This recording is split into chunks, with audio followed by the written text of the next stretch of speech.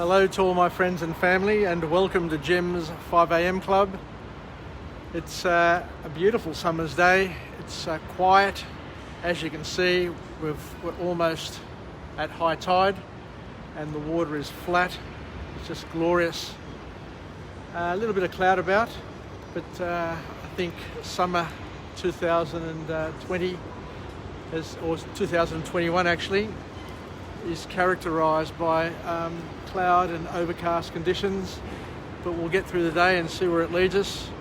So what I want to do today is just talk about a book summary that I went through last night, and it's an interesting book. It's called Your Best Just Got Better. Your Best Just Got Better, and the author is Jason Womack. So let's kick off with this book summary and see where it leads us. Because every book that I've ever read, every book summary that I've ever been through, there's always something new to learn and a different perspective to consider. So this author here kicks off his book by saying, or using a quote, "Good, better, best, never let it rest till your good is better and your better is best." That's a nice little positive way of looking at the world and seeing the world around us. So in terms of the key points to come out of this book, the first point is a whopper. It's an absolute beauty, and it's something that shouldn't surprise us because we've all grown up with the following catch cry, and the author is all about just doing it, and it's a call to action to let rip and get things done in your life. But in terms of the slogan, "Just do it," the author asks a very, very important and powerful question. You know, what does it mean to you? What is your it? You know how the logo is, just do it. We all need to figure out in our own time, in our own lives, what that it is. Because the it is different to each person. And that's what makes this logo so powerful, that it's all-encompassing, and everybody can relate to it. And it morphs as we change our lives, because the it in some ways changes. So there's an opportunity for us to sit back and reflect. So the author talks about looking at the mirror every evening and asking yourself, what did I do today to bring me closer to my goals? What did I do today to bring me closer to my it? And it's basically the ultimate accountability, being able to look at the mirror in private and ask yourself a powerful question in terms of understanding your it. The author then goes on to awaken us to a few other truths in our lives. And he basically says that we need to make every minute count in our lives, and that 15 minutes, and he puts it all into perspective, that 15 minutes is a long time. So we need to value our own time and not waste it. So one of the questions that the author talks about in the book is, what do you do when you're gifted some extra time? All of a sudden a meeting is changed or something is shifted throughout the day. The question that the author puts to us is, what do you do when you get some extra time? Do you make the most of it, or do you just waste it? So another thing which I found very, very powerful, and the author puts time into perspective, is when he said that 15 minutes roughly equates to 1% of your day.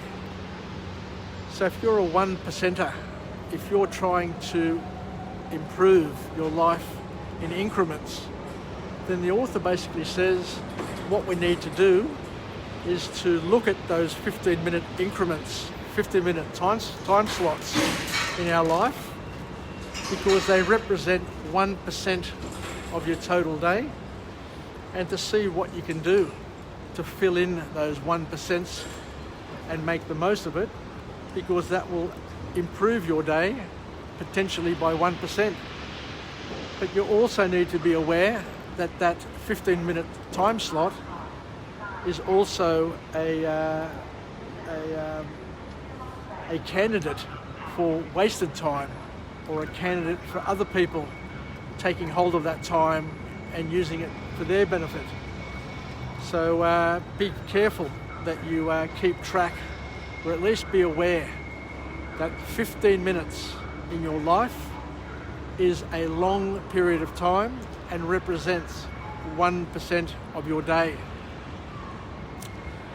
So the author talks about the importance of maintaining momentum and keeping those 15-minute time slots occupied, productive, and for you to not let the world suspend your momentum, not let the world interrupt your momentum, so that you do what you possibly can in those valuable time slots, and make the most of each and every minute or moment in your day.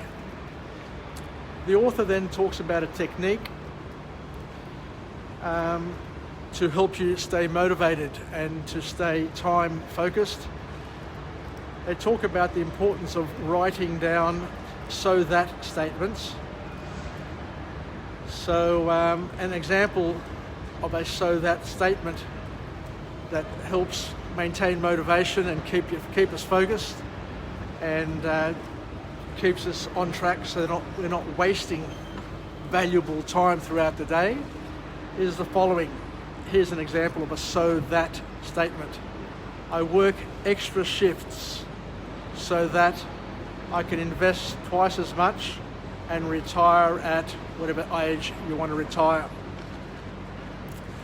So the author encourages us to have a litany, a list of "so that" statements that we read to ourselves every day. So they can be linked to our affirmations, and it basically gives us a purpose. So the reason why we do what we do is so that we get a particular outcome. And when these "so that" statements are clear and unambiguous and part of your daily routine, then you're going to make sure that you're not going to be doing anything throughout the day that's going to be wasting those 15-minute time slots, and you're going to be as productive as possible, and also being in a position to help others around you. So the author encourages us to learn to track our time and to identify how much time you waste and how much time it takes to get tasks done. Because one of the biggest challenges we face is that most people have absolutely no idea how much time it takes to get things done, even though they do it all the time. If you ask them how much time does it do to do a particular task, they will have no idea, because they've never tracked it, they've never measured it, and they've never used it as a benchmark or a baseline to help them understand where their time is going. And you need to ask yourself the question, now, who should I be spending an extra hour with if I've got that hour available to me? It's a very powerful question, because that hour can be used for growth, development and improvement. It can be used to strengthen relationships and to enhance relationships. It can be used to help people around you grow, develop and become better versions of themselves. And it can also be part of your own well-being, to have a social interaction with people who help you feel better and see the world in a better light. The author also mentions the importance of learning how to pace yourself and to pace yourself within the time slots that you have, and to not overdo it, because by overdoing it you'll end up burning out, and not wanting to do more of the things that you're supposed to do in life. And the author also talks about the last point, this is the very last point, about avoiding or learning how to identify and remove distractions that we have in our heads.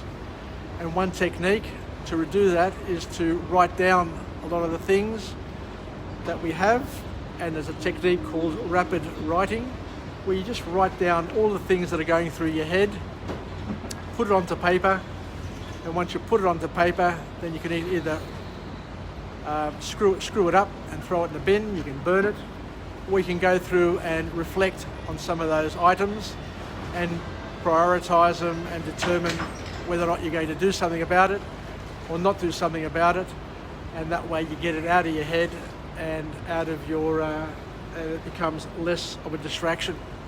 Anyway, let's finish up with a positive affirmation.